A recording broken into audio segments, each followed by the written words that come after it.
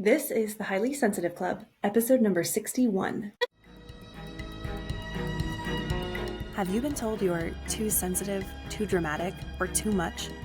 Do you have big feelings and deep thoughts you don't always know what to do with? I'm Stephanie Linn, a certified life coach and highly sensitive person. I've helped dozens of highly sensitive clients feel more energized, more confident, and more in control of their high sensitivity. In these episodes, you'll get the information and inspiration to level up your life as a highly sensitive person too. Welcome to the Highly Sensitive Club. Hello there, highly sensitive person, and welcome to this week's episode of the Highly Sensitive Club. I was recently having a conversation with a brand new client. This particular client had heard me talking about high sensitivity before, and it rang a bell for her. She said, I think that might be me, but I want to know more. So in our very first session, we had a great conversation about some of the signs and indications of high sensitivity. One of the ones we talked about is being a big rule follower. This was so interesting to me because it's a theme that I have seen from lots of highly sensitive people, and rule following shows up for us in a lot of different ways. It could be in relationships where you are following a certain prescription for what you think the other person wants from you. It could be that you have a particular set of rules that you try to hold to as part of your position, if you have a job or if you have a particular role that you're playing in your life. This might also show up in rules about the way that you are supposed to be in the world, whether that's the way you're supposed to eat, the way that you're supposed to speak, the way that you're supposed to dress. So yes, we are big rule followers as a general rule, and this has to do with taking in all of that extra input as highly sensitive people and trying to figure out how to cope with a world where you're picking up all of these details and nuances that other people simply don't notice. They go about their day carefree to all of these extra details that you're taking in, and your brain is trying to keep you safe. It's coming up with rules of your own about how to survive. The interesting thing about this is that sometimes your rules are given to you by other people or organizations. Like if you have a job, there are probably rules of conduct, there might be a dress code, there are certain things that are expected of you to fill the responsibilities of that role. However, there are just as many times when you as a highly sensitive person are inferring things from other people. You're picking up on body language. You're looking at someone's facial expression after you've said something.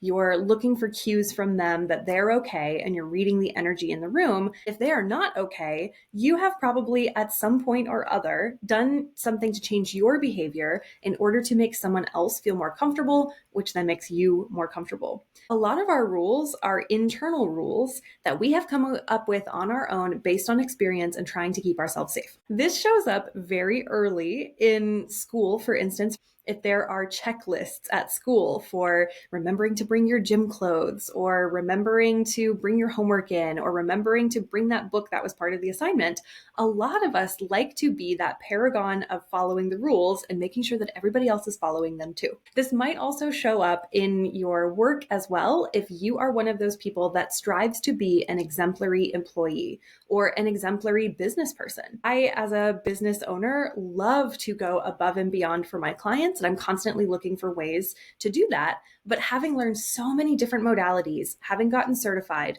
having gone through many different programs, sometimes I have taken on rules that were contradictory to each other, or I couldn't figure out how to make them mesh for me. I imagine you have probably been in the same situation, highly sensitive person, and many of us would love it if someone would tell us what we're supposed to be doing so that we can go and excel at it. We love to be excellent at things, and if someone would just tell us how to go be excellent, we would go off and do it, right? Does this sound familiar to you? However, for much of life, especially when you become an adult, there is no particular rule book. You create the rules. So flashing back all the way to episode 1 of this podcast, there are 3 stages of high sensitivity: surviving, maintaining, and thriving with high sensitivity. And the way that you respond to rules will depend on where you are in your relationship with high sensitivity. If you're in the survival mode of high sensitivity, this is probably what rules look like for you. You have many expectations and obligations that take up time in your day. You are trying to keep all of the plates spinning, and none of them can drop because otherwise they will shatter and break and everything will fall apart.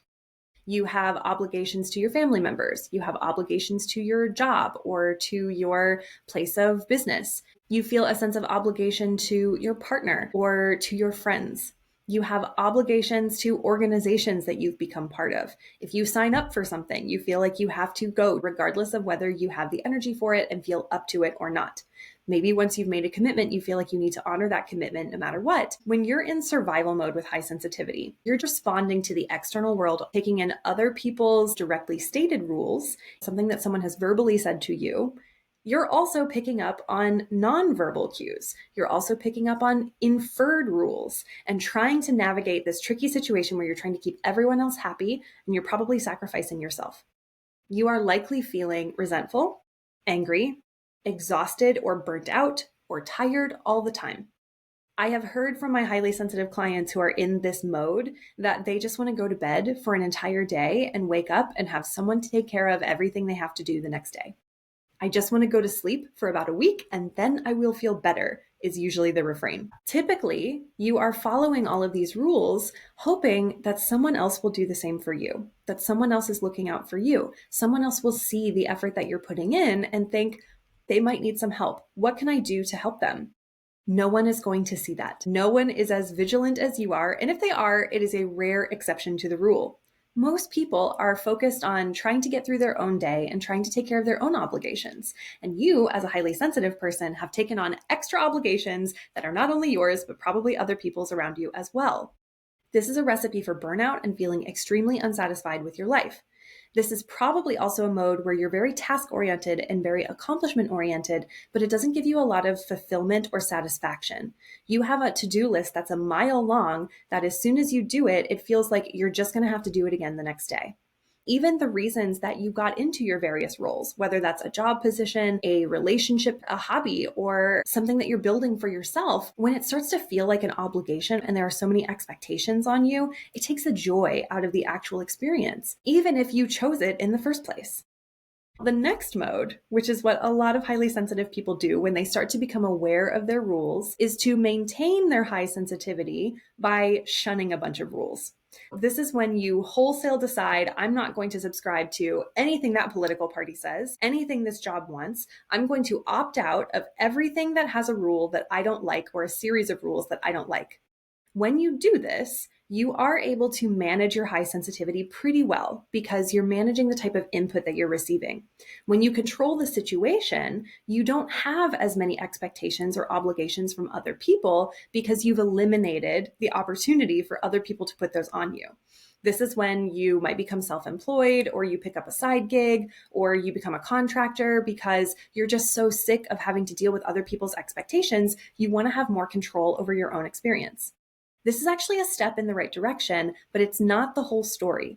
Changing the situation is only temporary because you will get into other situations, other roles, or positions in your life where people have obligations on you or expectations of you. It's impossible to completely ignore all of those expectations and all of those rules, some of which are just societal, like how to drive your car and not get into a wreck with someone, how to speak to someone politely on the phone so that you can have a conversation. Some people ignore those rules, and those are usually the ones that we try to avoid as highly sensitive people.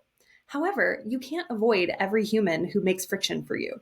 You can't avoid every situation that feels difficult or has some obstacle or challenge associated with it. This can help you maintain for a while, such as limiting the amount of news exposure you're taking in or the amount of social media exposure you're taking in. You're being very conscientious about the types of input, movies, TV, books, podcasts that you're consuming. That can be a great way to maintain and at least stabilize your energy. But it's not as effective as it could be.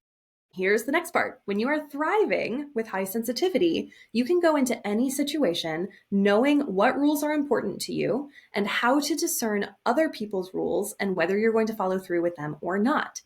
This is when you can go into any situation with a strong sense of who you are, having a clear sense of your integrity, your rules, and your priorities. And the situation can change at any time. You can go into a new job position. You can get into conversations with people from lots of different ideologies or different backgrounds from you, and none of it matters. You can show up to each of those conversations being exactly the person that you want to be because you've defined the rules for yourself. This is when you can thrive with high sensitivity. You choose specifically what kind of information you're willing to take and which situations you're willing to go into with a strong sense of self and a strong sense of courage. You show up the way that you want to. There are 3 steps that help you get from surviving, where you're following every rule, feeling resentful, having all these expectations and obligations, feeling like your life isn't your own, moving through managing, where you opt out of anything that doesn't seem to work and you try to stabilize yourself, and moving into thriving with high sensitivity, where you create rules that are beneficial to you, that help other people, that make the world a better place, so that you can go into any situation and you have a strong sense of self. The 3 steps to be able to get there are creating awareness around your rules, making a conscious decision about whether you want to keep those rules or not, and then designing new rules that serve you better. It requires regular repetition so that your brain can take on these new habits and these new ways of thinking. The first step, which is exactly what I do with my clients, is to figure out what rules are you operating under.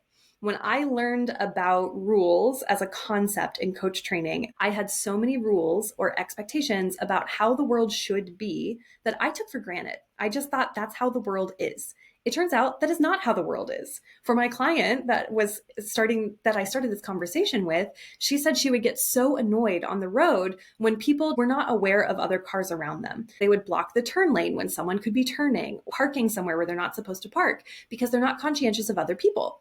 When she realized that this was a rule she had as a highly sensitive person, that you should be aware of other people around you and conscientious, she realized that's just how our brains work. We are thoughtful people. We empathize with other people. We want to be helpful. We look for opportunities for win-win situations. Not everyone is like that. I love her thought that she can't expect everyone to be like that because they're simply not wired that way. It gave so much grace to these complete strangers on the road that she was having imaginary arguments with. And it gave her permission, knowing that she's a highly sensitive person who's a great rule follower, to be able to let that go and be able to drive and think their brain doesn't work the same way that my brain does. So it's okay for them to be who they are. It was so powerful. And I thought, I have to share this, which is why I created this episode for you today. When you become aware of what your rules are and someone can point them out to you and say, this is a story, or this is a thought, or this is a belief that you have. Even if most people operate this way, does it serve you? How do you feel about this rule? What's important to you? Once you take a look at your rules and you bring them up to the surface so that they're conscious, you examine them, then you decide, is this a rule I want to keep? Is this a rule I don't want to keep? Or is this a rule I want to modify? I love the modification process as a highly sensitive person because it means you don't have to throw the baby out with the bathwater. If there's something about a rule that was helpful to you, you can keep the grain of truth in that rule and turn it into something else. For instance, early in my coaching career, I was very irritated about a coach who was constantly talking about her clients without explicit consent or permission that she was sharing from the clients to talk about their experiences. We were in a group together and these were people that I knew, and I wasn't entirely sure whether she had their permission and their consent to share that she had worked with them. It really irritated me because confidentiality and privacy is extremely important to me. I felt like this particular person was breaking confidentiality with her clients by sharing about them without their permission. Part of this rule I liked because I like the part of me that takes care of your privacy and your confidentiality and make sure that I'm not sharing any of your personal information. I like being someone that you can trust with your information, knowing that I'm not going to share it with other people. However, there was also a part of this rule that was not helpful to me because I was annoyed, which means I was not gathering additional information and finding out whether she had consent or permission from these people to share. I didn't seek out those people and say, what was your experience like? How do you feel when this person talks about working with you?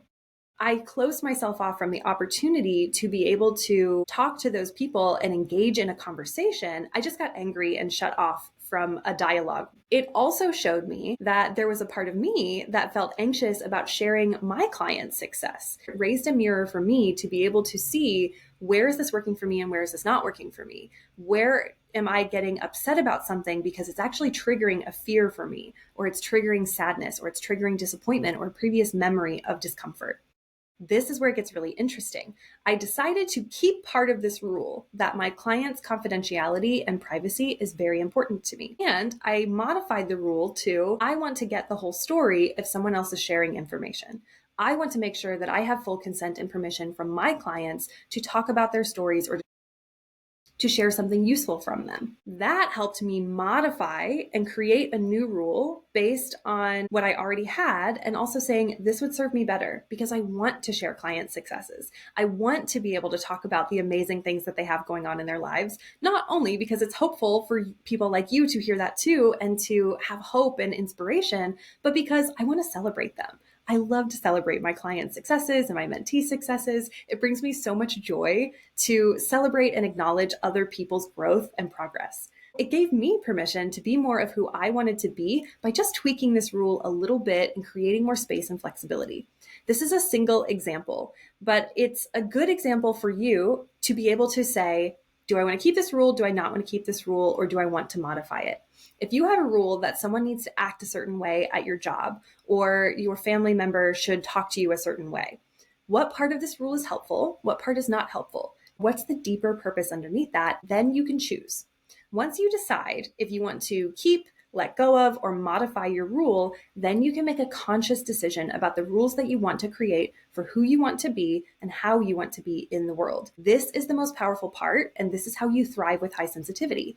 You make those decisions about who you want to be in advance so that any situation you get into, you feel very calm and very centered about what's important to you and how you want to show up.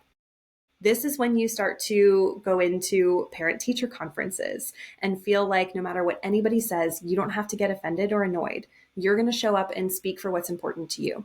This is when you go into work meetings or you have difficult conversations with colleagues or your boss, and you feel completely confident that you are doing everything you can to make this a win-win situation. No matter what the other person says, you're going to continue to try to collaborate and cooperate with them. This is when you're having a difficult conversation with a partner or your kid or your parent, and you know that you love this person, and no matter what they think that you should be doing, you are still allowed to live your life. You're still allowed to design it the way that you want. Regardless of how they feel, they can still love you and you can still love them. This is when it becomes really powerful to be able to say, even though you disagree with me and you think or believe something different, I see a kernel of truth in what you're saying, and I believe that you're a good person. I believe that you are also trying to do the right thing. I believe that ultimately we're on the same side. That's when you can show up to conversations, even somewhat stressful ones, with so much more grace and clarity and patience with other people, but in particular with yourself too. You're not bogged down by those expectations. You're not bogged down by obligations. They become challenges or obstacles for you to overcome. Every time you overcome those obstacles, you build evidence and you build confidence in yourself that you can continue to act however you want to act, regardless of the situation. This is why it is so powerful, and this is what I want to help you do, highly sensitive person. You don't have to survive with high sensitivity where you feel like you're constantly on the hamster wheel just trying to stay ahead. I gave this great example recently of feeling like Indiana Jones running from the boulder trap, trying to stay ahead of your schedule or trying to stay ahead of your obligations. It doesn't have to be like that.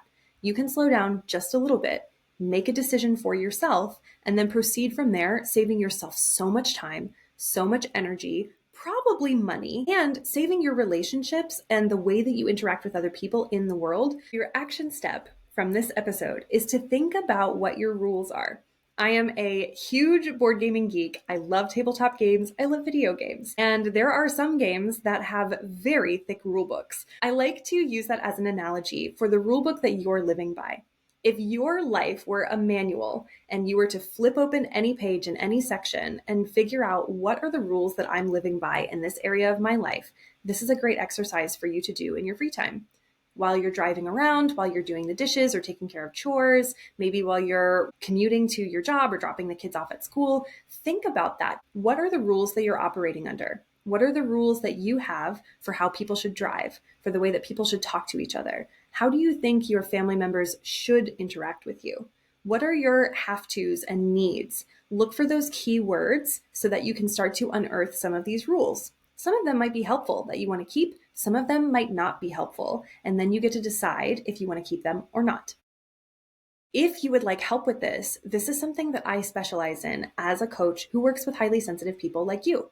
Not only am I aware how to help you see rules about any area of your life, but I can almost guarantee you I know some of your unspoken rules and your subconscious rules that you have about being a highly sensitive person. Things that other people may have said to you, or things that you have picked up that become deep beliefs because you're trying to survive in the world and get through your day and make connections. If you would like help with this, go to stephanielinn.com, that's Linn, I will put it in the show notes, and book a call with me. This call is completely free. You will get so much clarity just from this conversation, because the thing that you think is the problem is probably not the problem. And having someone on the outside who can help you look at it from a non-biased perspective is so powerful. It's completely free. And at the end of the conversation, if you liked what you heard and you want to continue to working together, I would love to help you do this. This is something that I do with my clients in every single session, whether they're in a 3-month package or a 6-month package, or they're in my group coaching program. No matter what it is, we're talking about what are these beliefs and these rules that you are living by so that you can become aware, choose what to do with them, and build conscious rules that make you feel like the best version of yourself. Again, go to stephanielinn.com and book a call so that we can have that conversation. If you're looking for someone who can help you walk through this process so you don't have to do it alone, I would love to be the one to do that. Just a recap, there are 3 stages of high sensitivity and how they show up with rules. There's surviving, maintaining, and thriving with high sensitivity. If you're surviving, you are probably following everybody else's rules and expectations, feeling very obligated and task-oriented, like you can never catch up and get ahead. You're feeling resentful, tired, burnt out, angry, frustrated, or any combination of those things. That is not a sustainable place because it's a recipe for burnout, and it makes it very difficult for you to have enough energy to do the things that you want to do and connect with the people you want to connect with. If you're maintaining, you decide you're going to opt out of whole swaths of opportunities where other people have obligations on you. This is when you take yourself out of situations, or you limit the amount of information you're taking in so that you can control the rules that you're creating. This is a good first step because it helps you declutter things that are distracting you or creating undue pressure on you to do things that you don't want to do. But it's not the whole story. When you can move into thriving with high sensitivity, that's when you decide your own rules and you can hear other people's rules, whether spoken or unspoken rules, and decide whether they're useful for you or not. The 3 steps to be able to figure out what your rules are 1, to become aware of what they are and make them conscious, 2, to choose whether to keep them, not to keep them, or to modify them, and 3, to design intentional rules and intentional beliefs that help you be the person that you want to be, regardless of the situation, regardless of what anyone says, regardless of the expectations of someone else. This is true power, and I want you to have it. You can start thinking about your rules right now, or you can come and have a chat with me, and I would love to help you figure out what your rules are. Again, I did not know that I had a very thick rule book with multiple volumes of all of the rules I had for how the world should work. And in challenging those, I have stepped into a different version of my reality, and I do it with my clients all the time. They're becoming more confident. They're taking on leadership roles. They're sharing their voices, even though they might be afraid of other people's opinions and judgments. And it is so powerful to see. So I hope this episode was helpful for you. Thank you for tuning in this week. Please like, review, and subscribe so that other highly sensitive people can find this podcast, and I will see you on the next one.